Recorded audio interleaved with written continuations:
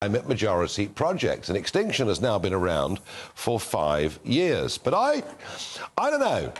Whilst I'm deeply intolerant of much of their behaviour, and we see today that those that climbed up onto the bridges and effectively blocked the traffic on the M25 are walking away scot-free. I don't believe that to be right. But I sense something is happening. You know, when you ask people, are they worried about the climate, about the world, about the potential damage of climate change, they say yes. When you ask people, should we do it here in this country through the net zero policies and you pay for it, you start to get a very different answer. And politically, we're beginning to see, slowly but surely, a shift, finally, in the Conservative policy. Rupert, I wonder what you make of what I just said, in the sense that everyone's worried about the world they live in and what could happen to it. But when it comes to the implementation of net zero, there is a slight sense of realism, and that's the way I'd put it, creeping in. Do you see that actually the tide is turning a little bit about what we should do with this debate?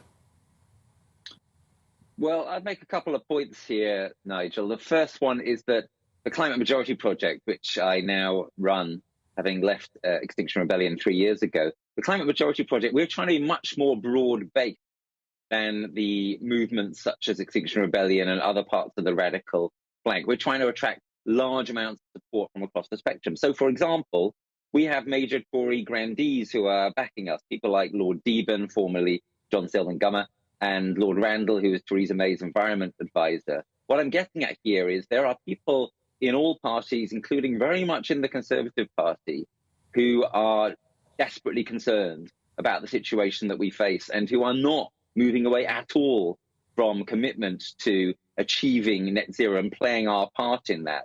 And that's the second point I'd like to make, which is that I think it is essential that Britain plays its part in this process. Sometimes people say, oh, yes, but what about China? What about India? And yeah, of course, there are issues there. But the bottom line is this. We need to lead. We ought to show leadership. And I think that anyone who is patriotic will understand that where Britain leads, others often follow. And where Britain pulls out of something, well, that's bad news for the world. The world wants to see British leadership on this. They've been pleased to see British leadership on this up to this point. But the government's own climate change committee have now said Britain is no longer leading the world on this. And that's the situation that we in the Climate Majority Project Rupert, would like to change. Look, we can lead, but it doesn't mean that China, India, or Indonesia, or any of these countries will follow. And after all, they're going to burn 8 billion tonnes of coal this year. But there's another big point I want to discuss with you. And look, you and I disagree, but it's GB News, and we want to have a proper debate about this. What the ULEZ camera extensions put in place by Sadiq Khan have exposed is something that's been going on with electricity bills, for example, for years. And it's this. What we're doing in the name of net zero is actually taxing the poor disproportionately, and in some cases, not just exempting the rich, but making them richer. Do you understand why there's such public fury over that? Well, let me ask you this, Nigel. Would you agree with me that actually, yes, the rich should pay more? So, for example, the rich should pay a lot more for flying, and the rich should pay higher rates of tax to cover the green changes that we all now want to make, the changes on climate and on nature. Would you agree with me on that? Well, don't you see, I think we're getting to the absolute truth of what the Green Movement's about. It's actually more about left-wing politics. It's more about big state. It's more about high tax. It's more about control of the individual's life. And really, the environment is being used as a tool to achieve that. No, that's not right at all. So, firstly, you've got to choose, right? Either you say poor people need to pay, or you say rich people need to pay. If there's something to pay, someone's got to pay it, right? And there is stuff that has to be put in as an investment, which will be hugely rewarding in years to come. This is partly about economics, Nigel. You must know this, that Britain is lagging relative to many other countries now on the energies and industries of the future, such as obviously renewable energy. Now, that's a serious mistake. Also on house insulation, if we invest but Rupert, hang on. right now, no, let me just hang on, on right wind. now we're heating the sky We're heating the sky. On wind. A third of houses in Britain have no loft insulation. That's just crazy. Everyone can see that. Everybody wants cheaper energy bills. That's right. And having better insulated houses helps considerably. That's right.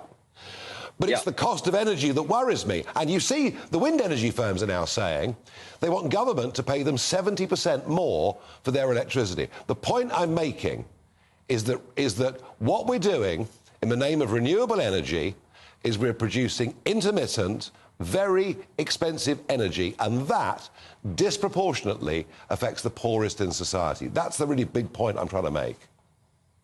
Look, what we need to do is ensure that the poorest have well-insulated homes. So we need a free program to be rolled out to all poor households to insulate those now. Now, somebody has to pay for that, but it's going to be massively beneficial for poor people. Many people this winter, right, are struggling to pay their bills, but they wouldn't be if their houses were better insulated. It really is a no-brainer.